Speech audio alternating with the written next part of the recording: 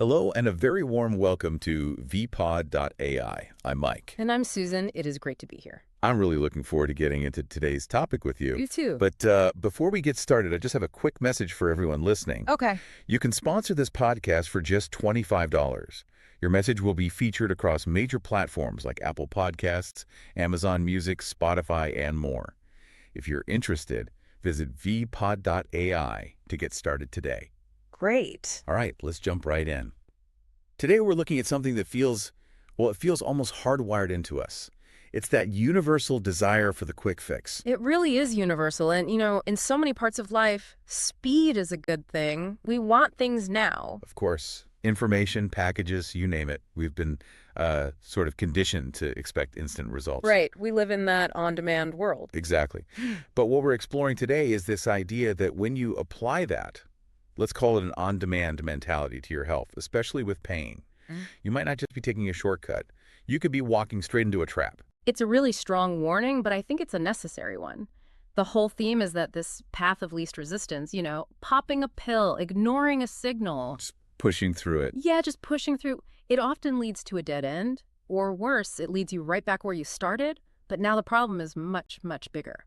So our mission today is to explore why just masking symptoms fails so often, look at some of the hidden dangers in, the average medicine cabinet, and then figure out how to actually solve pain instead of just silencing it. Solving versus silencing. That is the perfect way to put it. That's the key. Okay, so let's start with this idea of the illusion of relief, because we've all been there, right? Oh, absolutely. I mean, the material we're looking at, it describes this scenario they call the familiar niggle. And I think everyone listening knows exactly what that is. It's that low-level back pain when you first get out of bed. Yeah, or that headache. Or that tension headache that just, creeps in around 2 in the afternoon after you've been staring at a screen. It's familiar, it's annoying, And you just want it to be gone. Instantly. And that's the thing, the instinct is immediate. It's not to stop and think, I wonder if my posture's off, or... Did I drink any water today? Exactly, it's where's the bottle? Yeah, where are the pills? And we have to acknowledge it works. That's why we do it. The pill gets in your bloodstream, it blocks the pain signals, and you get relief. You feel better. But the experts here are very, very clear that relief is not resolution. Not even close. Yeah. And that's where the confusion is. I mean, think of it this way. If you have a sharp pebble in your shoe, it hurts. You could, in theory, take a really powerful painkiller. Okay. And you wouldn't feel the pebble anymore. You could keep walking, but the pebble is still there. Still grinding away at your foot with every step. Exactly. I love the analogy they use about the car dashboard. It's just such a perfect visual for what we're doing. It's a classic because it's true. Imagine you're on the highway and that check engine light starts flashing. Yeah, that stressful little red light. Yeah. The quick fix approach, the equivalent of taking a pill, is to just take a piece of black tape and stick it over the light. And suddenly the drive feels so much less stressful. You're just blissfully unaware. Right. You've removed the symptom, the light, but you haven't done a single thing to the engine. And this is where the trap is. Because you can't feel the pain, you assume the problem's gone. And you keep doing the very thing that caused the injury in the first place. Correct. If your back hurts from sitting poorly and you numb that pain, you're probably going to sit even worse because there's no feedback loop telling you to stop. You're just grinding the gears down because the warning system is off. So when that medication finally wears off, That pain comes back. it comes back, and often it's worse because you've just been accumulating more damage in that period of silence. That's a really scary thought, that the time you feel fine is actually when you might be doing the most harm. So we're talking about painkillers here, obviously. Yeah. The quick fix in a bottle. Right. And the research really zeroes in on the two big categories, NSAIDs and opioids. Okay, let's break those down. I think a lot of us just lump them all together as pain meds, but they're very different. Very different, with very different risks. Let's start with opioids. These are the heavy hitters. They work on receptors in your brain to block pain, but they also give you a feeling of pleasure. And the risk there is, well, it's pretty well known these days. It's massive. The addiction risk is incredibly high. Your body builds a tolerance, so you need more and more to get the same effect. It's a very, very slippery slope. But most people listening are probably thinking, well, I don't take opioids. I just pop some ibuprofen for a headache. Those are NSAIDs, non-steroidal anti-inflammatories. Yes, and we are way too casual with them. We treat them like candy because they're over the counter. So how do they work? Well, NSAIDs work by blocking enzymes called COX enzymes. And these enzymes produce something called prostaglandins, which are chemicals that cause inflammation and pain. So you block them, you stop the pain. That Of sounds course. good so far. It does stop the pain, yes. But here's the catch.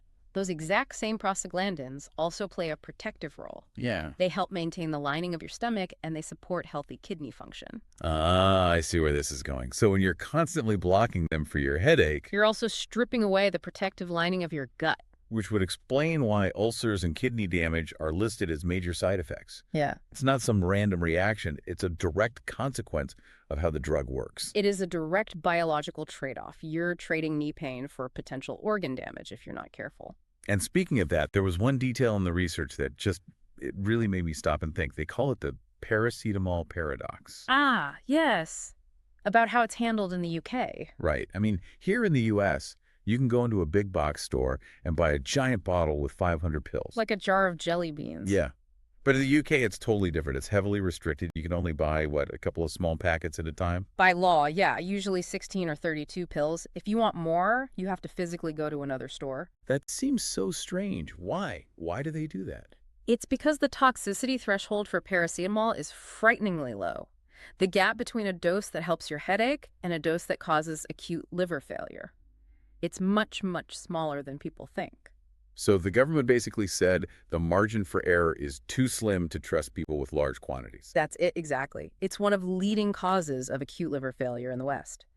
The restriction is there to prevent impulsive or accidental overdoses. Wow, that really puts that whole over-the-counter means safe idea to bed. It should. The point isn't to never take one. It's to respect that these are serious biological agents, not just harmless helpers. Okay, so we have the physical trap, Yeah. the organ damage, the masking of symptoms.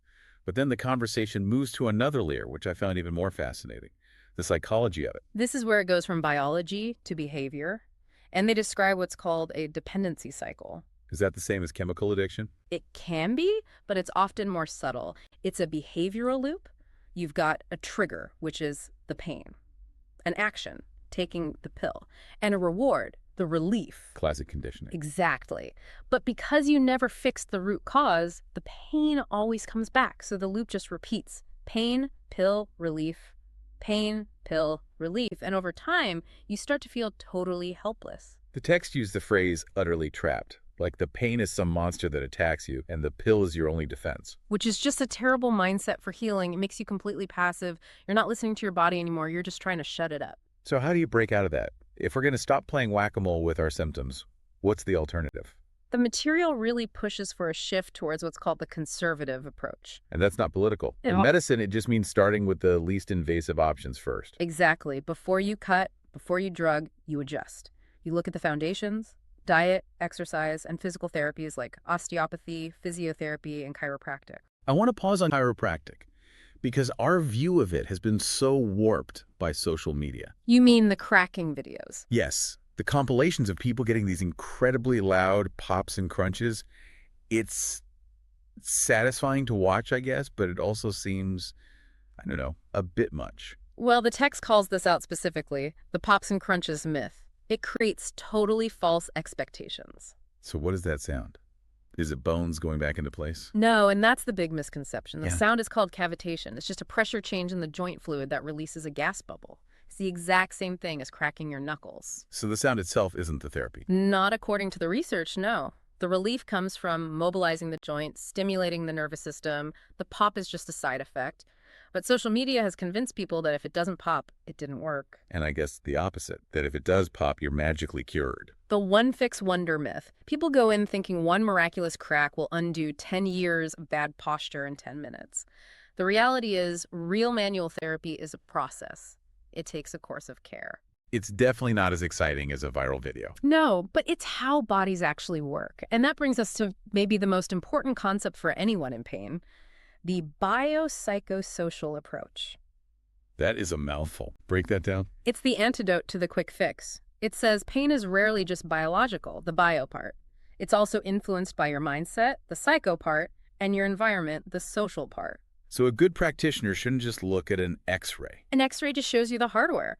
It doesn't tell you that the patient hates their job, sleeps 4 hours a night, and lives on processed food. All of which can increase inflammation and pain. Exactly. So your back hurts, sure, that's biological. But why? Is it because you sit for 12 hours a day? That's social. Is it because you're stressed about money and clenching your shoulders all day? That's psychological. And if you only treat the sore muscle, but you ignore the stress and the sitting, The pain just comes right back.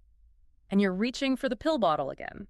This approach demands that you look at the whole person to find the actual root cause. which sounds like a lot more work.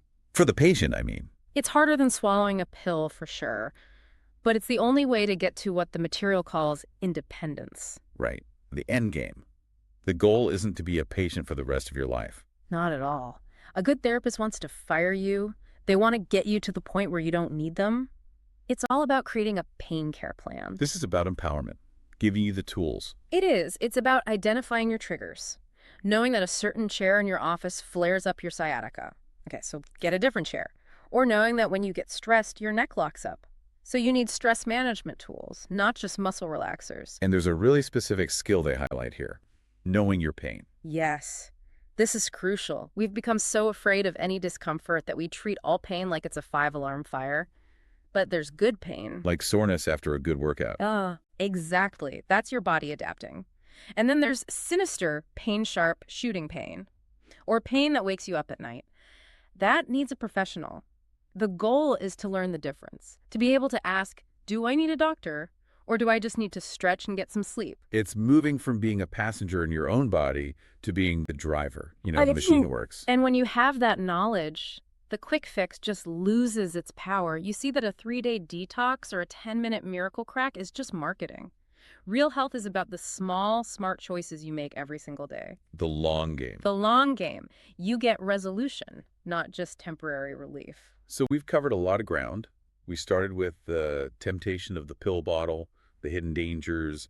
We busted some myths about cracking backs. And we've landed on this much more holistic view of health. It really is a total change in philosophy. It's about having respect for your own body's complexity. I agree. And as we wrap up, I want to leave our listeners with the final thought from the material. It's a perspective shift that's really stuck with me. That's a great question. It is. It asks, if we stopped viewing pain as an enemy to be silenced, and instead viewed it as a messenger delivering vital information about our lifestyle, how much healthier would we actually be? It's a powerful question to sit with. Maybe the pain isn't the problem. Maybe it's the only thing telling you there is a problem. And if we actually answer the call, instead of cutting the line, we might finally find out what's really wrong. I think that's exactly right. Listen to the messenger. Thank you so much for walking us through all of this today. It's been incredibly insightful. My pleasure. It's always great to dig into these things. And a huge thank you to everyone for listening. We hope this gives you a new way to think about that next headache or backache. And just a quick final reminder, if you have a message you'd like to share, you can sponsor this podcast for just $25 at vpod.ai. Thanks for tuning in. Until next time, stay curious and take care. Bye for now.